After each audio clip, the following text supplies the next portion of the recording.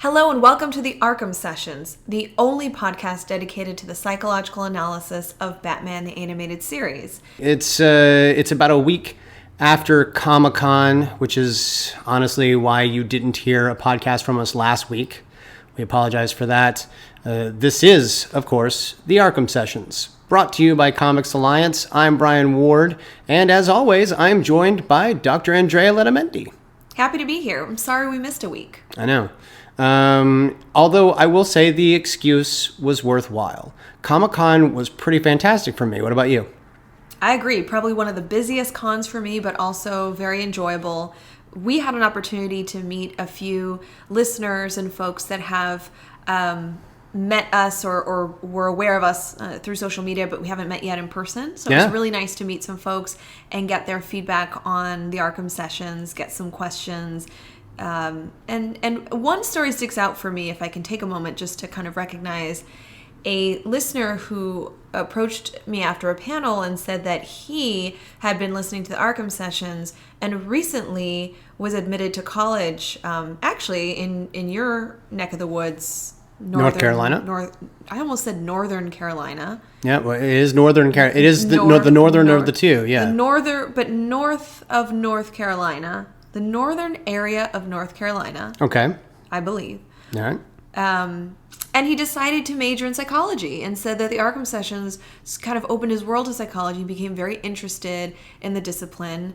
And he told me his story, and it was actually kind of a really cool moment to have. So I just wanted to mention that. And that alone is pretty, I think, kind of rewarding when it comes to our work together. Especially when you think about the fact that you got into psychology because of Batman the Animated Series, and now someone else is getting into psychology through Batman the Animated Series and through your analysis of it. Wow. So it all sort of comes full circle. That's really awesome. A little meta. It is meta.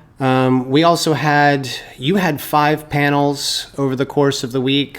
I had 2, including one that you and I did together, which to me was the highlight of the week. It was our Psychology of Star Trek versus Star Wars panel.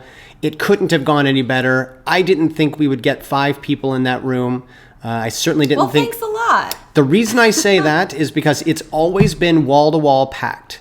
However, we've always been at a relatively reasonable time. I mean, we usually close out each day, so we'll have like a 7 or a 7:30 panel or whatever. It's usually been on like Friday night or something like that. This was at 8:30 p.m. on Saturday night of Comic-Con. Yeah. So we were up against Masquerade. We were up against Thrilling Adventure Hour. We were up against all of these different groups that, frankly, I mean, it's party night in San Diego. I thought for sure this was going to be the one time that no one showed up, and yet, packed house. So thank you to all of you who came, and I know some of you were listeners because you came up afterward and told us so, and we couldn't be any more grateful. I had just a ball during that panel. It was you, it was Dr. Ali Matu, your colleague, fighting Star Wars versus Star Trek, but then we also had Rod Roddenberry, Gene Roddenberry's son, and Sam Witwer, who of course everyone knows from Battlestar Galactica, The Walking Dead. He's the voice of Darth Maul in Star Wars: The Clone Wars. He was also in an episode of Star Trek Enterprise. What didn't he do? If it's nerdy, the man has done it. So it was awesome. But everyone was sort of fighting for the wrong sides. And well, I think what happened is that we kind of we were able to take it to a level that went past that kind of versus the superficial versus dynamic, and we really explored deeply the psychology of both sides in a way that I think was more inclusive and educational. And even emotional for some of our panelists. So I think it was one of our... And hilarious. Time. It was hysterical. It was awesome. Informative, educational, hilarious, heartwarming.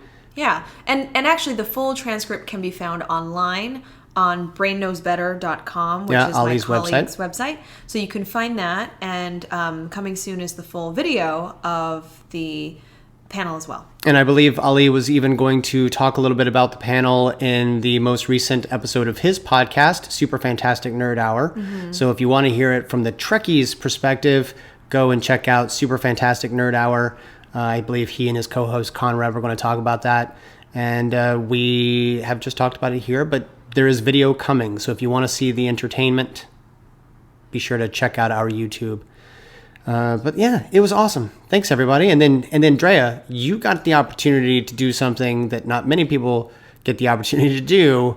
Luckily, because of this podcast and our association with Comics Alliance, you got to interview some pretty important people. I had the absolute pleasure and the honor of interviewing Scott Snyder, who of course is the head writer of the Batman title for DC Comics, in addition to other very popular comics.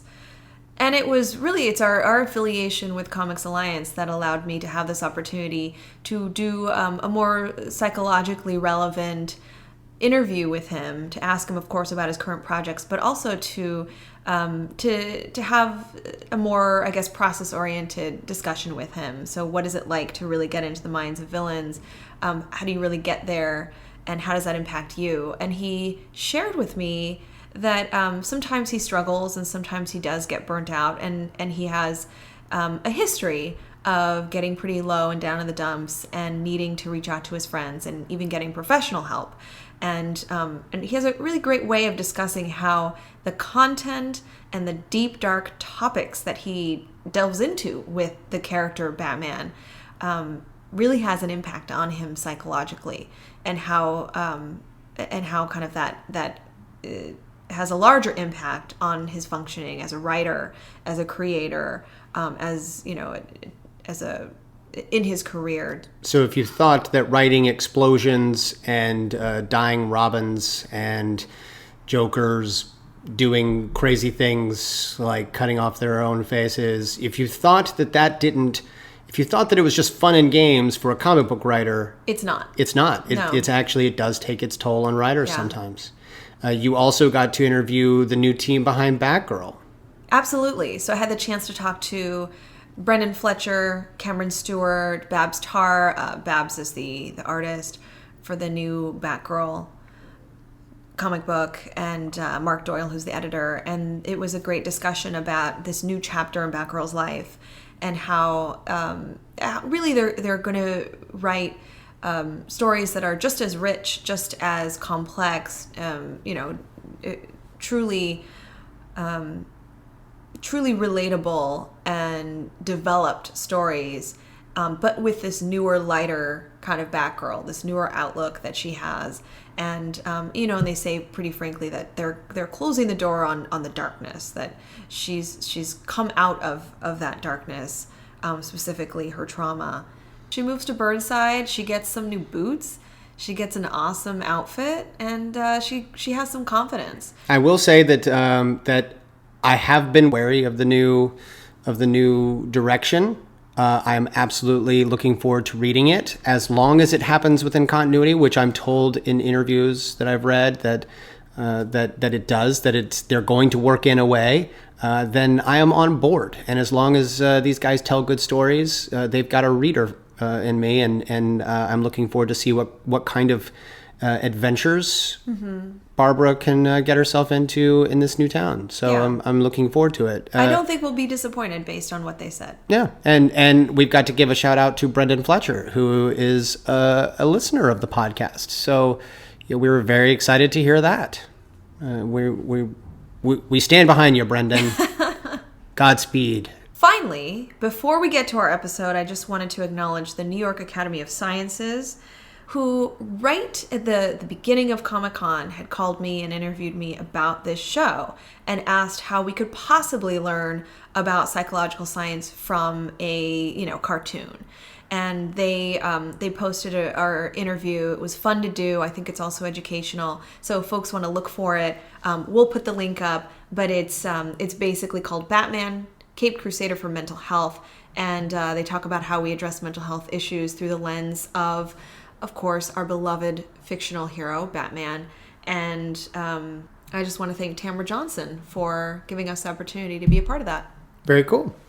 Let's move into this week's episode. It's an episode that a lot of listeners seem to be really excited about. We've actually gotten a lot of questions, a lot more than we have on most of our other episodes. And I think it's because people have really warmed up to this idea of Poison Ivy being one of their favorite in the Rogues Gallery. Maybe that could be because we're not entirely sure what's wrong with her. Drea, this is the second time we have met with Pamela Isley.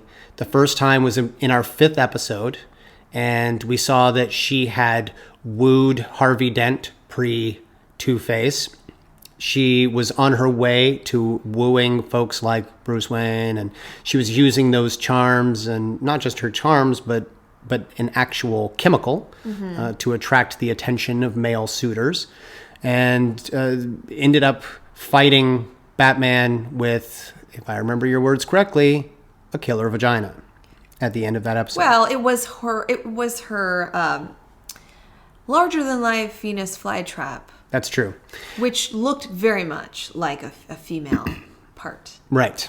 So the end of that episode was particularly important because during the podcast, we actually read her backstory per the original writer's Bible. Now, they didn't end up necessarily going with this story in terms of things that we did or didn't see in the episode.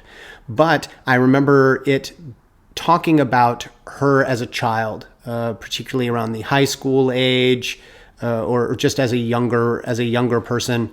And she was very big on plant life and greenhouses and things like that. Then she was attacked by a few male folk who then ended up setting fire to her greenhouse.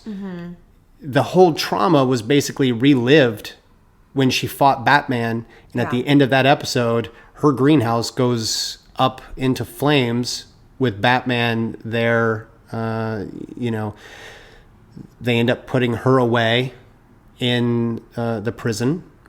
And she's allowed to keep her plant, which to me, we've discussed this, you wouldn't necessarily take it away from her. I think it's probably a danger. And, we have seen that in the couple of times since then that we've gone to Arkham Asylum, particularly as we've looked for the Scarecrow the couple of times, Pamela has been sitting there in her bed with her potted plant. She seems to be no harm. Until this week. So let's talk about eternal youth. We open the episode up, and there's a woman who is clearly fleeing for her life. She's running across the hills. She is passing topiary sculptures and all kinds of things in what looks like a garden. She goes into the woods, and there she is attacked by 2 or 3 women who seem to be wearing backpacks or some sort of engineered devices on their backs. They've got what look like fertilizer guns or something. They shoot her with a gas, and it turns out that this sort of gas ends up freezing her in a rigor mortis-like state, similar to a tree. We even start to hear sort of her body settling in this wooden-like creaking. And we see that the leader of this group is, of course, Poison Ivy. And she mentions that this woman is guilty of being the owner of a company who has leveled a 1,000-year-old forest for a strip mine. That's evil. So clearly this person has gone against the laws of nature in Pamela's eyes, and she wants her taken out. We cut from that really creepy moment of the woman being left there in her tree-like state to Bruce Wayne working out. He's on the phone. Alfred is behind him. Bruce is yelling into the phone. I don't care how much money we'll lose. I won't have Wayne Enterprises involved in an operation that destroys a rainforest. Now, this is the part where I get a little giddy because you and I have discussed the difference between Batman, Bruce Wayne, and Bruce. Batman is the Dark Knight. Bruce Wayne is the character that is put on for the world. Right. It's his like professional, social persona that he puts on to to kind of distract people. Yeah. And to what I would say to function minimally as a citizen of Gotham. And then Bruce is the combination of the two. He's the one that very few people get an opportunity to see. Alfred is probably the only one that we can think of who has really seen him. Oh, well, and Dick. Dick Grayson, I think, has seen Bruce. And Dr. Oh, yeah. Dr. Leslie Tompkins. You're right. I feel like these folks have seen Bruce, some more than others. I think Alfred probably responds to Bruce or interacts with Bruce more than Dick Grayson or Leslie Tompkins. But this part I find to be particularly funny because he goes from the Bruce Wayne voice talking on the phone to Batman voice. Shut it down or you're gone. One of my greedy directors made a deal with a slash and burn outfit in the Amazon. Still dressed in his workout clothes, only talking to Alfred. So now it begs the question, maybe he is just really Batman, and the other roles are completely put on. He's confused. He has some kind of identity crisis. Maybe it's the adrenaline from the workout. Yeah, well, maybe that kind of increased his heart rate, and he's summoning his Batman persona. Yeah. No, I mean, I think that's an interesting. I think that's an interesting impression that you have, because now we know, which we've suggested, clearly Bruce Wayne is this character, this persona, and he even uses a different voice. But he's somehow transitioned more comfortably into the Batman voice. Yeah. To the point where the Bruce and Batman personas or identities might be more meshed. Yeah. And that's confusing. He receives mail. It says here you just won $10 million. That's nice.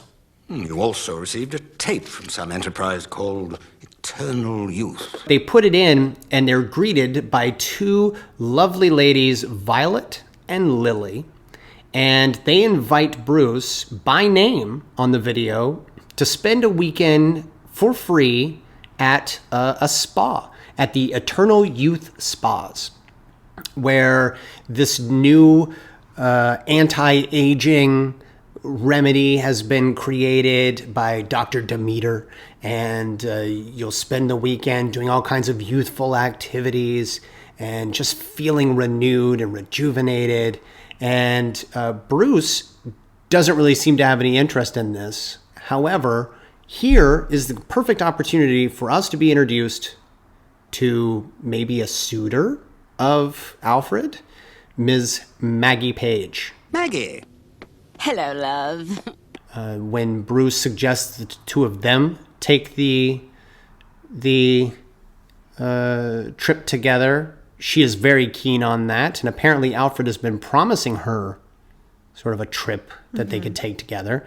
And so they do end up taking this trip together like a couple. We've never met Maggie before. They are a couple. She suggests that they've been dating. We know that they have different last names, so they're not legally married, but there is a suggestion that they've been romantically involved for some time. I don't want to burst any bubbles here, but I'm fairly confident. Unfortunately, this might be the last time we see Maggie Page.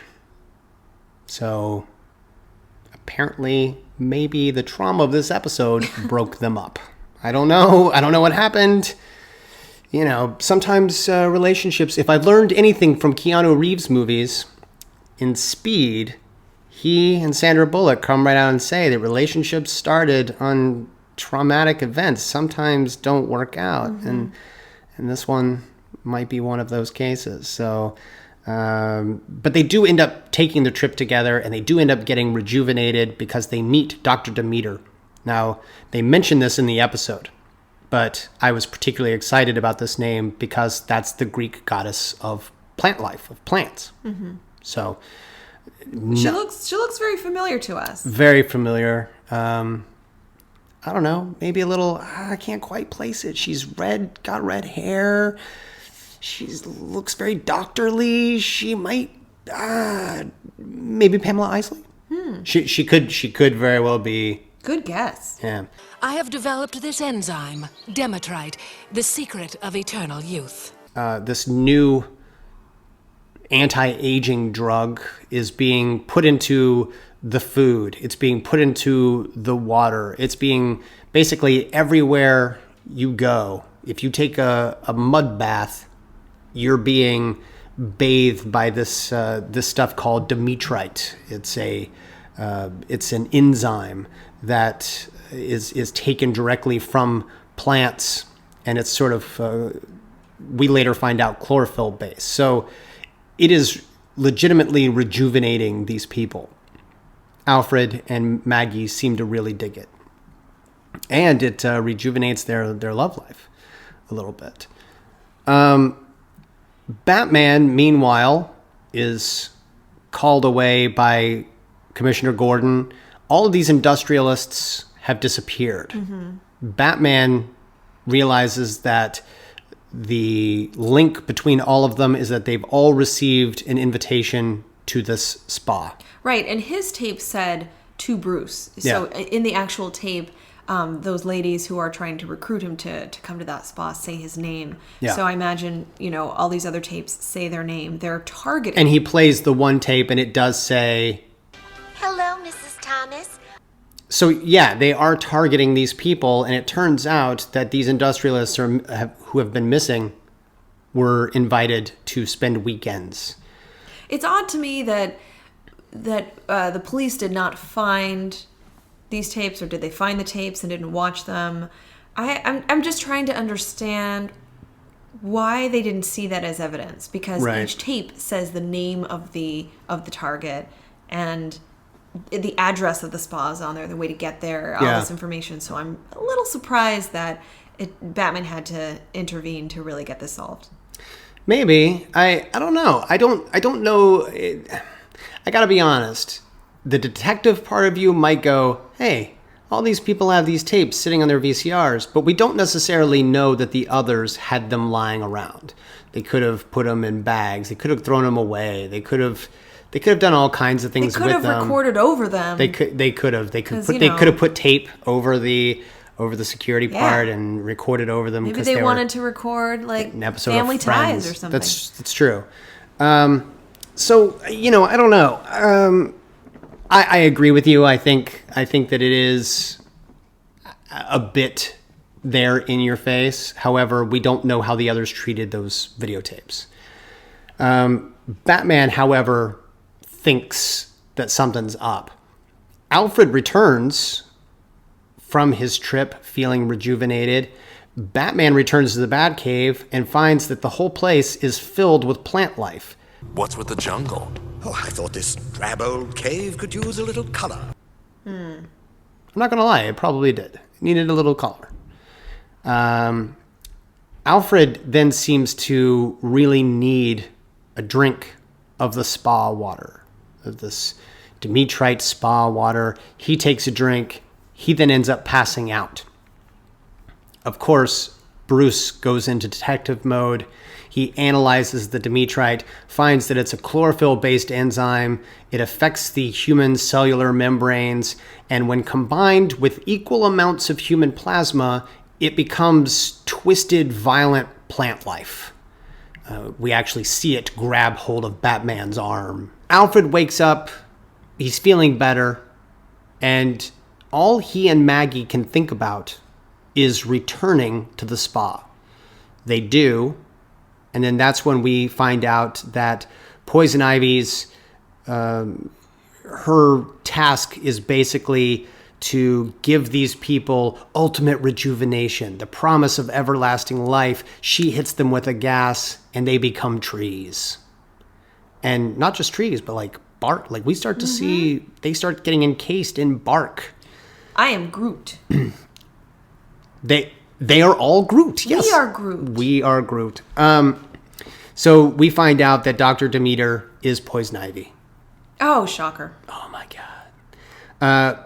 Batman gets really concerned because he can't find Alfred. Alfred! He thinks he knows where they are. He also knows that there's a serious problem with the plasma and the Demetrite.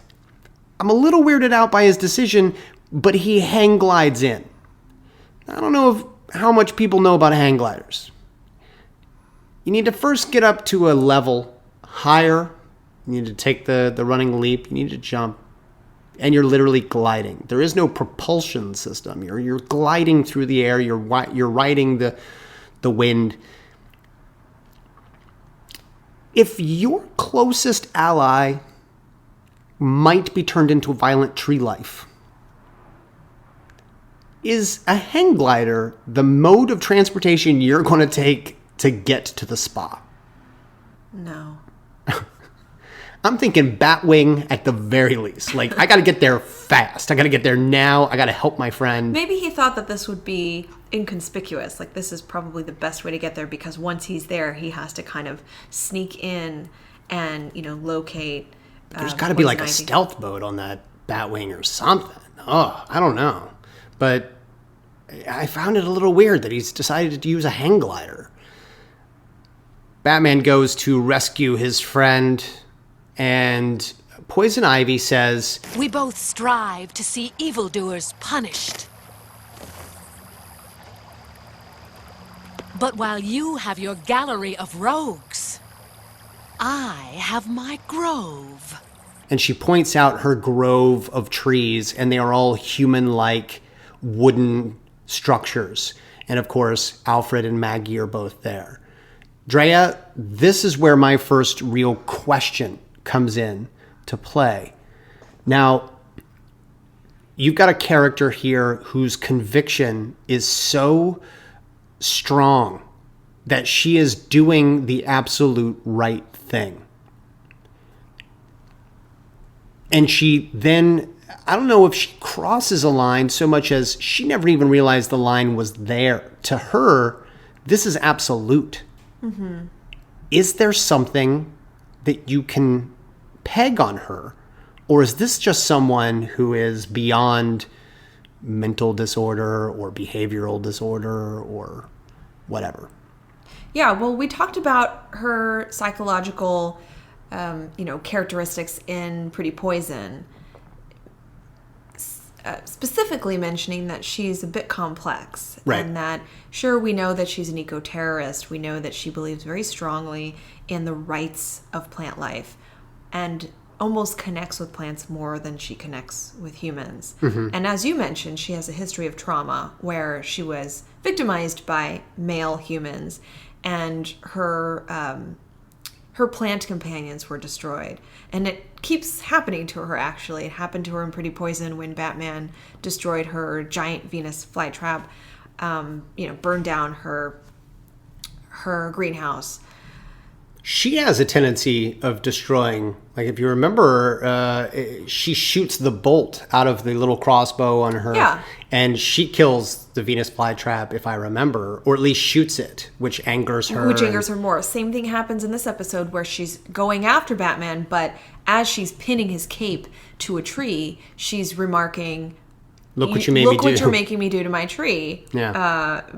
As she's damaging its trunk. So I think that, surely she's destructive. Surely she endangers human beings.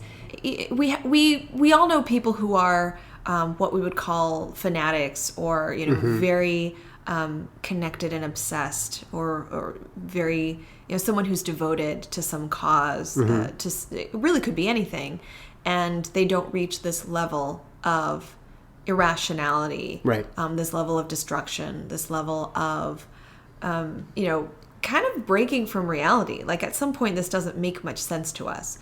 So we can talk a little bit about fanaticism and what that's like. But to answer your question, there really isn't any kind of behavioral disorder or mental disorder that fully captures somebody who's as obsessed with this mission as she is. Now, we know there are some what we call thought disorders or psychotic symptoms where somebody has such a break from reality, believes so strongly in certain things. We talked about the Mad Hatter, for instance, right, who has this interesting delusion where he lives in Wonderland, he's the Mad Hatter, Alice loves him back, all these things that we know are not true. And that's better captured by some kind of psychotic disorder or psychotic symptom.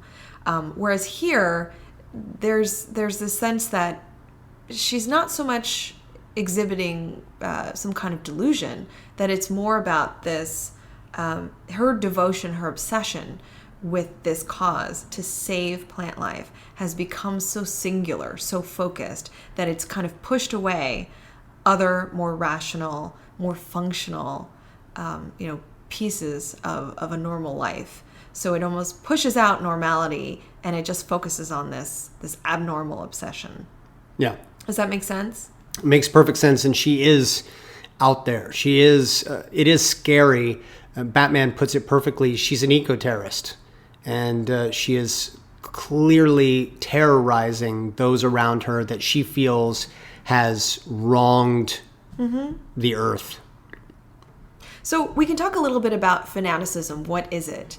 Again, it's not a mental disorder. It's more a kind of a cluster of personality traits, or a description of somebody whose obsession and devotion has really reached an extreme level. Okay. Now, as I said, many people are devoted to certain things, whether they're religious in nature, whether they're about politics, ideology. We are fanatics of comic books and superheroes, one might say. So there's a spectrum. Look, I'm not going to say that I'm a fanatic. I'm just going to say that comic books and superheroes are awesome. They're better than regular books. They're better than anything else. And if you disagree with me, I'm willing to kill you. Fine. But I wouldn't put myself in there with Poison Ivy. Yeah, well, now you're sounding just like Poison Ivy in your very, very rigid way of thinking that you're right and other people are wrong. So yes, fanaticism. It's the unwavering conviction about absolute rightness of one's understanding. So again, it's not merely a strong commitment to a worldview or an ideology or a belief system. Okay. Or one might say it's not like most of us who we just have a strong devotion to a sports team or to a comic book line or to horror movies or whatever it is that we are absolutely proclaiming to be obsessed with. This is an extreme version of that. A fanatic there are certain kind of characteristics that are a constellation of what we might consider to be, kind of a good representation of what a fanatic is. Okay. First one, fanatics seek to impose one's convictions on others. So how do we see that in Poison Ivy? She insists that plant life is better and that you have to respect the plants as much as she. She's led by total self-assurance. She does not need to learn more. She does not need to discover the truth. She does not need to hear you out. She is completely convinced that her way is the right way, and her mission is to either get you on board with this or to destroy you. There's also a sense of pride with her, right? That she feels, not that this is a burden, but that she is well-equipped and even, has a talent that other people don't have. So she's very proud of that and wants you to know she has this level of expertise and is the right one, is the chosen one to fulfill this mission in the way that it has to be fulfilled. Fanatics are also ready to sacrifice themselves for their ideals. Do we see that with her? I don't know. I don't know that she's been given the chance, but she strikes me as someone who probably would. She would die for the plants. But at the same time, she's probably of the mind that if she's not there to protect them, no one else would be. So I don't know.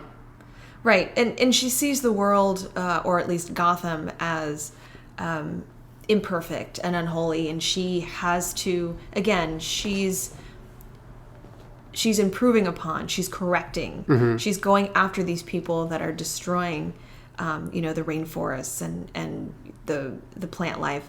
And ultimately, we haven't seen her directly sacrifice herself, but we get the sense that she will do what she has to in order to save them. Yeah. And I guess she's sacrificed herself in that she doesn't have a normal life. She doesn't have a normal... She's made other sacrifices. Yeah, and you kind of see her interact with, well, there's a lack of interaction with her and her two female associates. They do a lot of the dirty work. They're spraying these people down with this toxic demetrite. And you see her distance herself from them. Her interaction with them is very minimal. And she kind of, they're more of a means to get this job done. And I don't think that she really cares about their well-being. Right. Fanatics, especially ones that are kind of destructive, like Poison Ivy is, have this dualistic worldview. So that's the us versus them mentality. It's the good versus bad. Again, it's kind of simplistic and rigid. So we kind of see that with her in this episode. Absolutely. She has people that are in her group, like her associates, and then people that are outside her group. The the politicians and the folks, the Gothamites, who are destroying. So you're with her or against her? Yeah, and ultimately it's funny because when she encounters Batman, she has to suss that out and figure out what side he's on. Now she usually figures, now if you're against me in any way, if you get in my way, then you're on the other side. Well, she clearly says, if you're not part of the solution, you're part of the problem. Absolutely. And she goes after him. She actually says, And I thought you believed in justice. Justice, yes, but not the vengeance of an eco-terrorist. And then she declares war against Batman, essentially.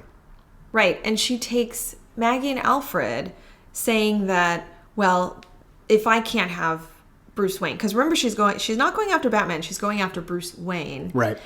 She's targeting Bruce Wayne and figures, well, if I don't have him, at least I have the two people that are close to him or two people that are associated with him. Yeah. Because again, it's this black and white thinking, all or nothing thinking that she has.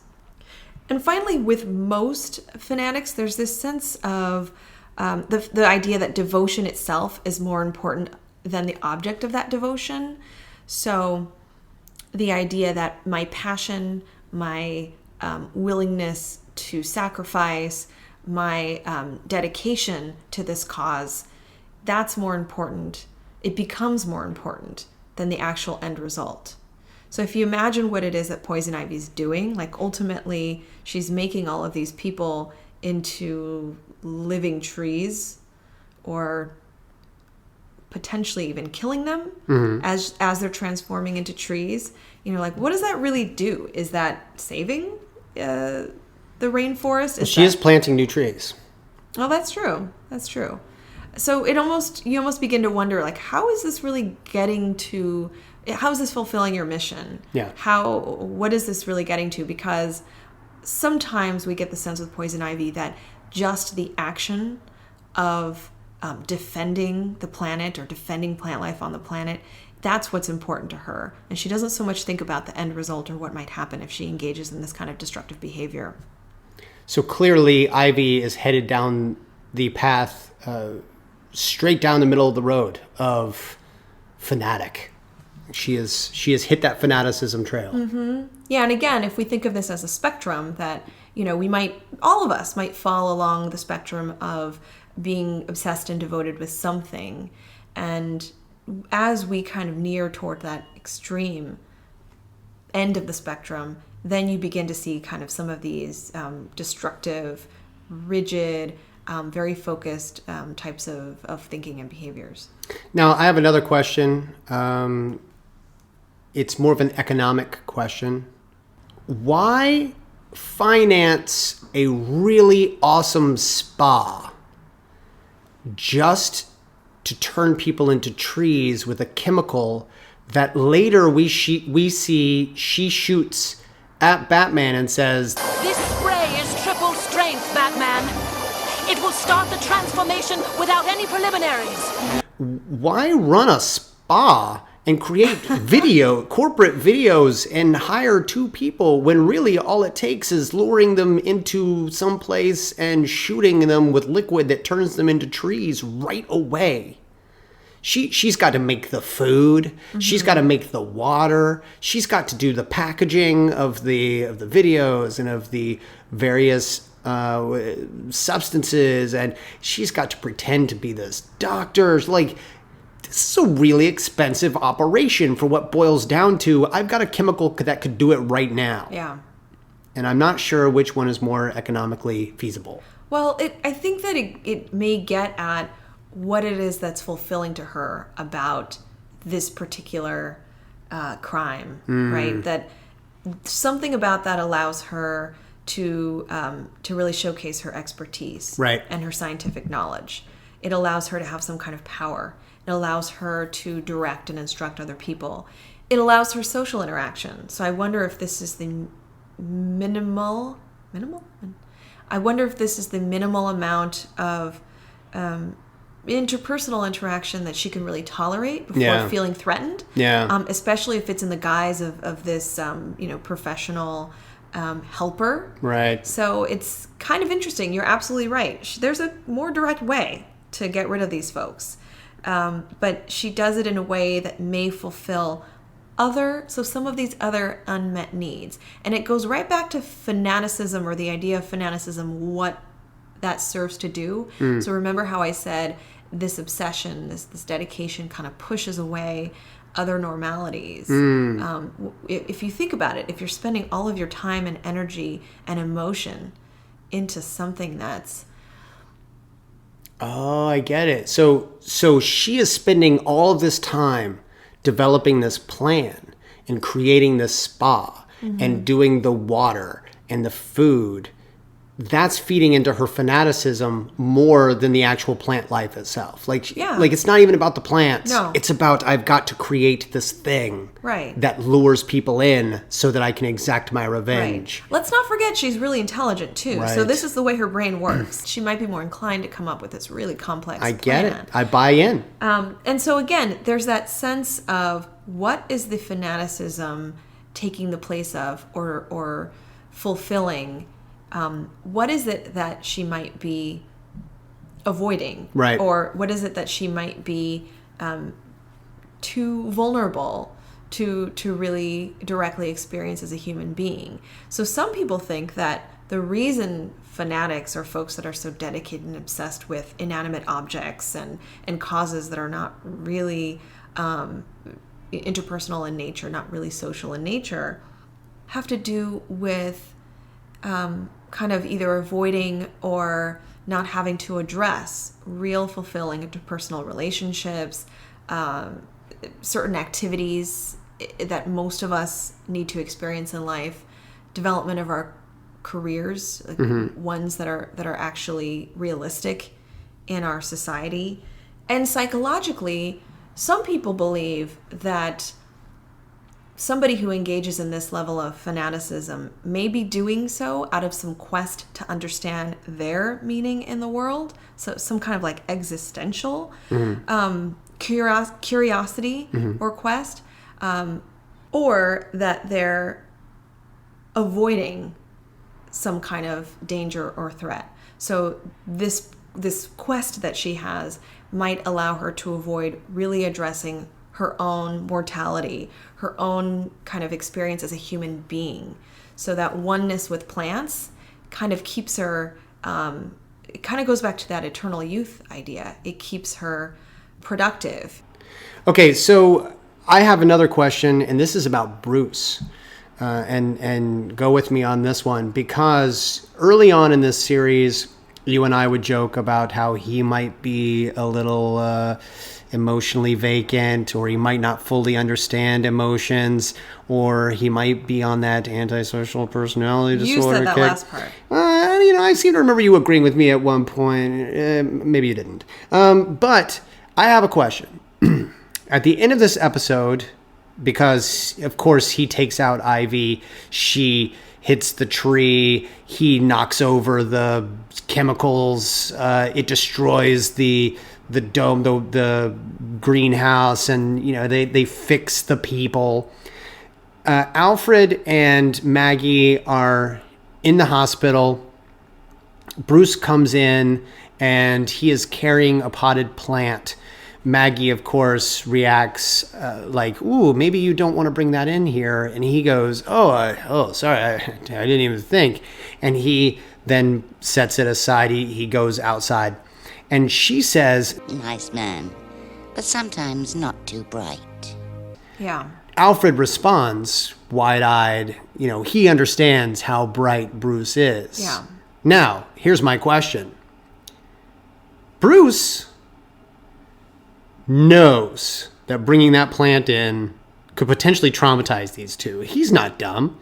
This was his little joke. He brought in a potted plant Yes. to joke with these people, and now he is like kind of twisting the knife a little bit. Like he's sort of a sadist in this way, and that's why we get that expression from Alfred, because Alfred knows that Bruce knows exactly what he just did. Yeah. He potentially traumatized these two people who were nearly turned into trees. Well, let's remember that you don't traumatize somebody. Like this could also be part of our misunderstanding of what it means to traumatize someone. They were actually traumatized already from their experience. So he's with poison triggering. ivy. Right. So maybe a better way to put it is he possibly triggering them? Does he know he's triggering them? It's a planted act. Yeah. Huh? Yeah. Yeah. Rooted in Yeah. troublemaking. Yes. And emotional distress. Yes. He's barking in the Yeah. No. Yeah, then we might be done with that one. Okay. But I absolutely agree with you. I think he knows. I think Alfred sort of senses that as well. He's also, remember that he's a bit of a scientist. I think he also wants to kind of test, examine. You are such an apologist for him. No, I think that he also wants to examine how well that, Alfred and Maggie are, how they react. Gosh. And if they react very strongly or, have a panic attack or, seem to be really, really impacted by this little potted plant, that may mean a lot for their recovery, and that may mean Alfred should take some more time off. So I think Bruce is sort of checking in on their well-being. No, he is clearly coming in being like, this is going to be hilarious. He has an inappropriate sense of humor in these situations. He threatened. His idea of a April Fool's prank was telling Alfred that he was going to dock his pay for the priceless vase that he broke during his gassed state. So, and at the end of remember when Dick was suffering from some panic attacks, at the end of that episode, he also joked about Batman is a little bit of a sadist. Yeah. Like, he's not a nice person, particularly to those he cares most about. Alfred. That's how he connects with people. Yeah. I don't know what disorder this is, but we're going to have to put our fingers on it. I want to go to a couple of questions. As I mentioned earlier on in the episode, we had a number of questions sent in by listeners on this one, and I thought a couple of them were absolutely fantastic.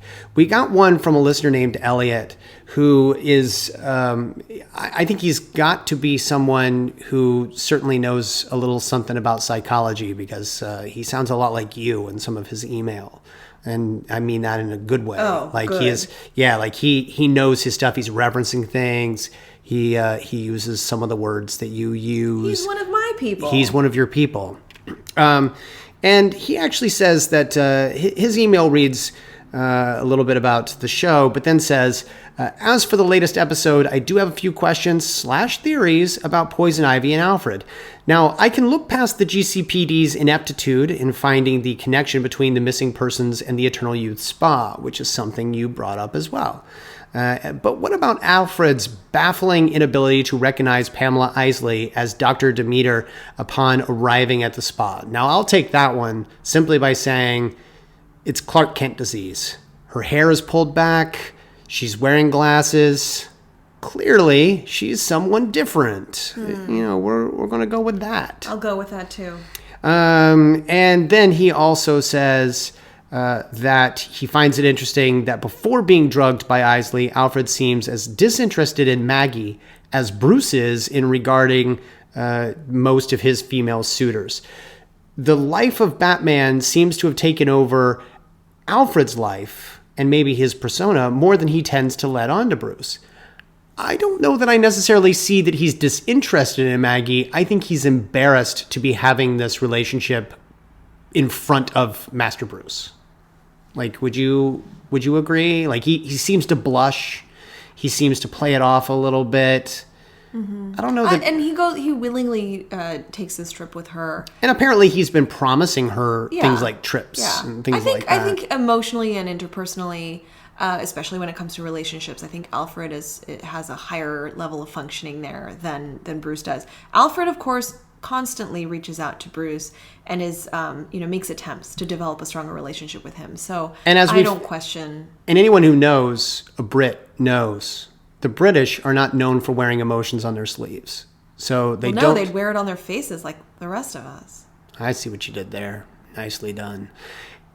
He's clearly got that British stoicism going. He's not necessarily going to just let you know how he feels at any given moment. You're going to have to work for it a little bit. He's even going to drive in his car, and that has the steering wheel on the other side. On the other side. She's got one of those left-handed steering contraptions over there on the wrong side of the car. Elliot also points out what we brought up earlier, and that's the Writer's Bible portion of our first encounter with Isley. He says that given her history of trauma as explained in the Writer's Bible, is it possible that, as she did not reconcile her past trauma by defeating Batman in that 5th episode, who also may have served as a proxy for her attackers from her past, Pamela has displaced her fear of her high school attackers and now sees a bit of them in Bruce as he has made her re-experience her trauma the last time they met? In other words, setting fire to her facility, nearly killing her and all of her plant life. Is this an instance of emotional transference? I think that's very insightful. I think she certainly remembers her previous encounter with him. And although she doesn't reference it, she's pretty quick to want to destroy him.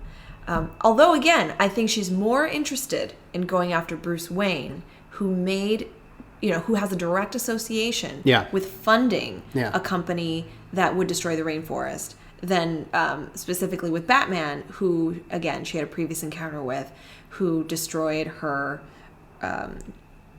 greenhouse. Yeah. So, absolutely, he probably brings up some of those wounds, Yeah. But he's not as important. Remember, her mission is to go after those who are destroying plants.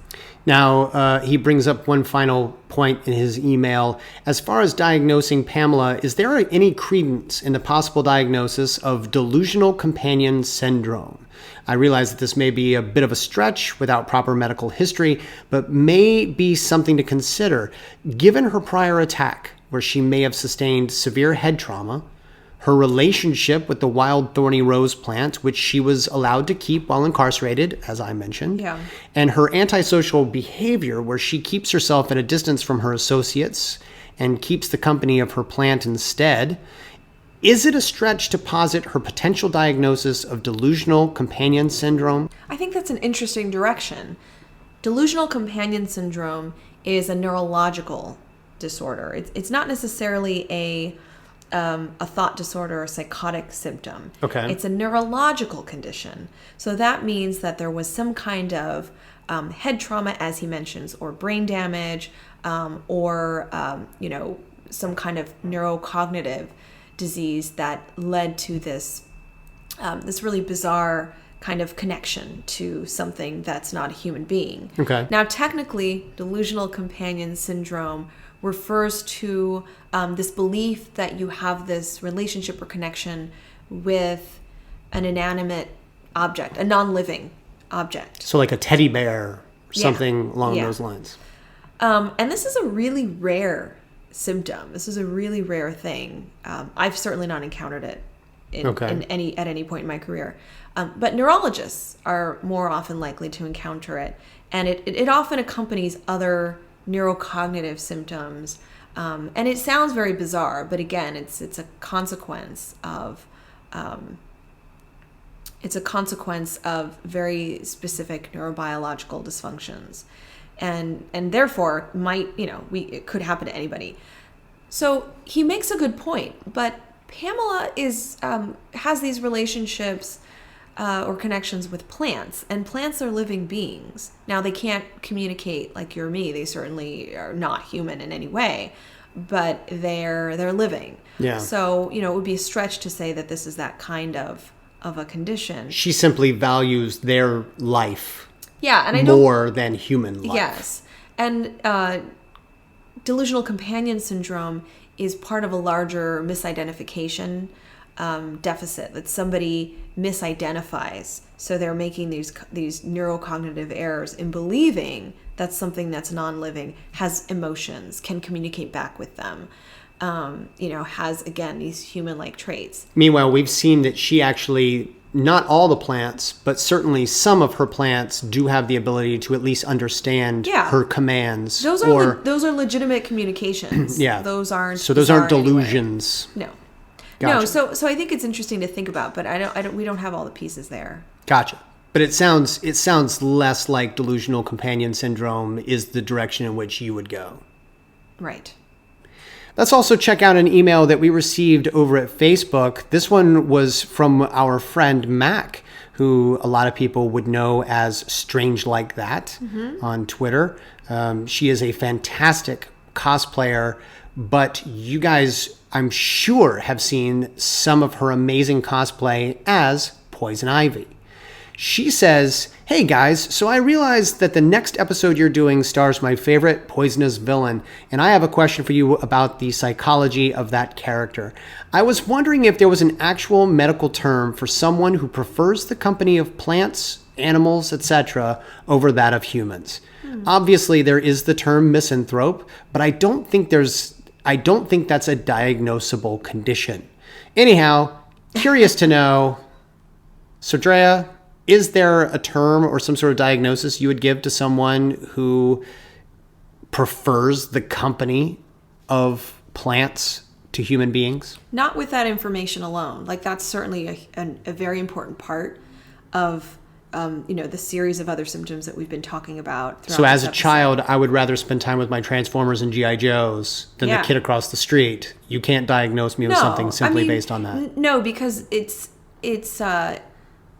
we look at that more like that's not necessarily a symptom. It could be a consequence of some kind of mental condition.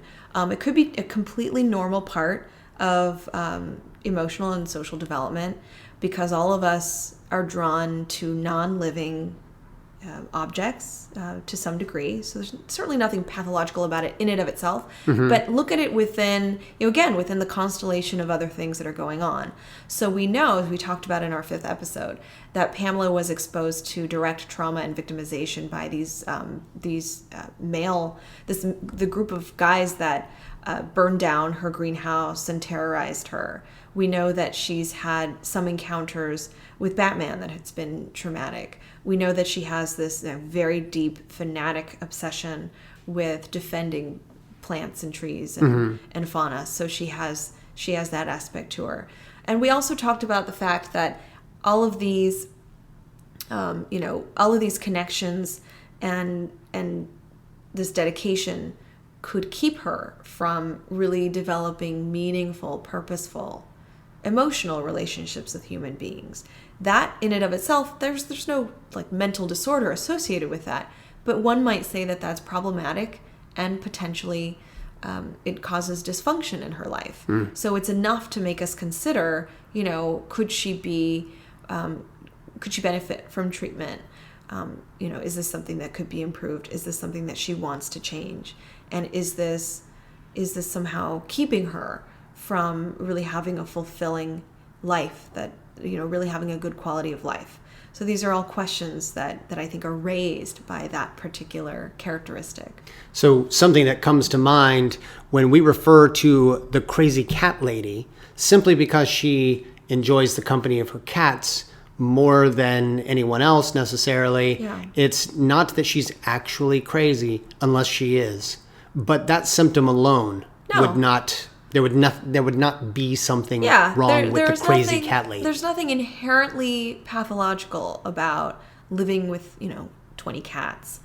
Now, you would question, does she believe the cats can communicate with her? Above and beyond the way that cats can communicate with us, right? Does she have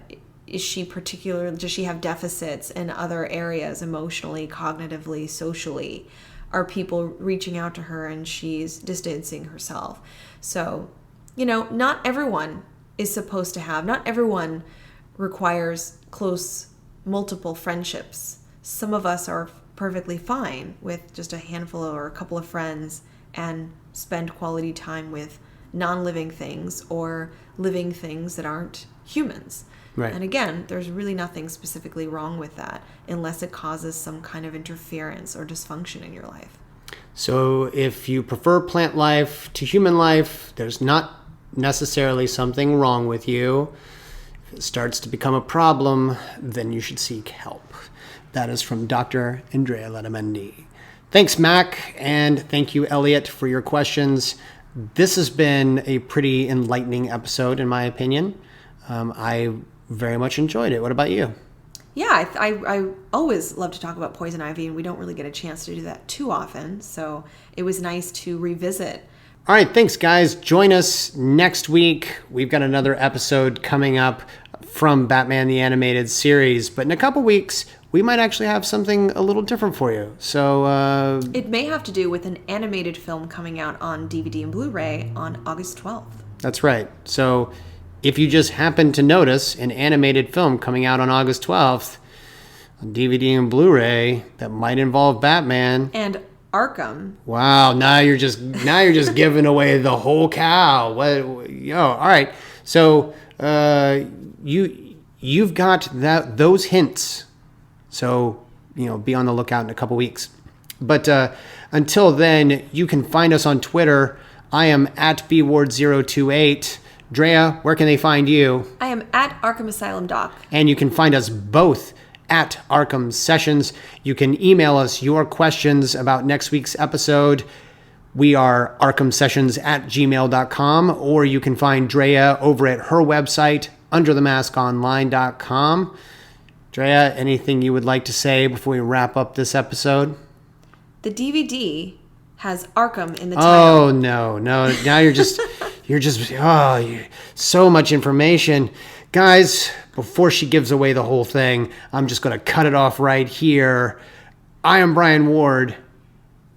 I'm Dr. Andrea Letamendi. And we are... Assault on Arkham. That is... oh my God. We are the Arkham Sessions.